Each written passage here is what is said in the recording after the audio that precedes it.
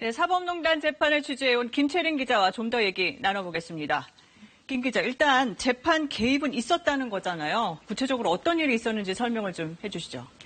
네, 임성근 판사가 개입됐다고 확인된 재판은 모두 3개입니다. 네. 이 중 가장 유명한 가토다스야 사건을 예로 들면요. 그 일본 기자 얘기죠. 네.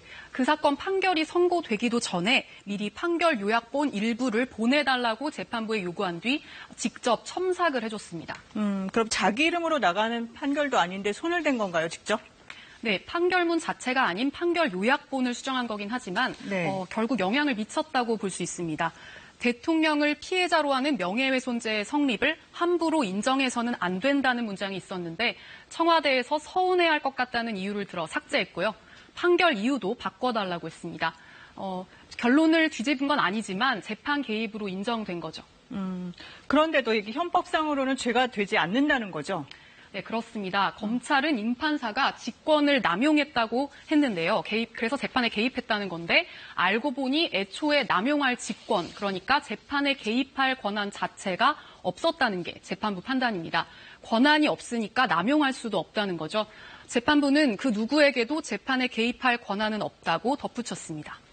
그래도 행위 자체는 위헌이다 이렇게 얘기를 했잖아요. 그러면 현직 판사가 헌법을 위반했는데 그 죄를 물을 방법, 책임을 물을 방법이 없는 겁니까?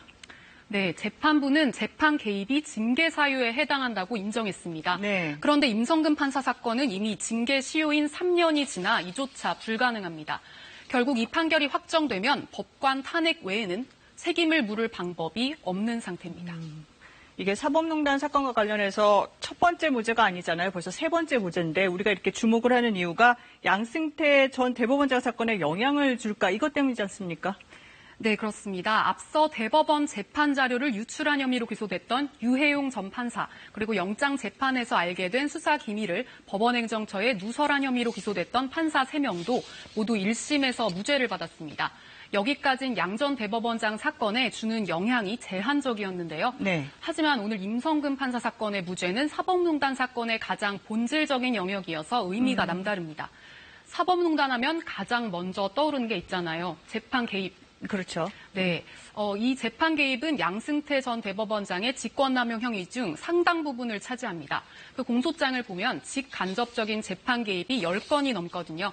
모두 임성근 판사 사건과 그 구조가 매우 유사합니다. 네. 양 전 대법원장과 다른 행정처 간부들이 일선 재판부의 의견이나 참고 자료를 전달해 진행 중인 재판에 개입했다는 거죠.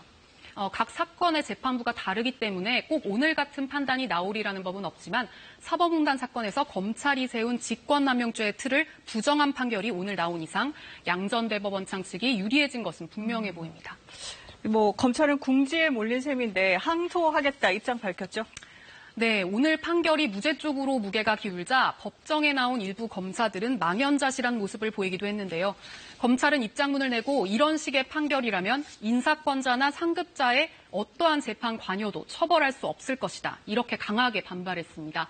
이와 더불어 법조계에서는 헌법과 법관 윤리를 어긴 판사의 책임을 엄격한 증명이 요구되는 형사재판으로 묻기는 어렵다는 게 이번 판결로 확인됐다는 평가도 나오고 있습니다. 네, 김채린 기자 잘 들었습니다.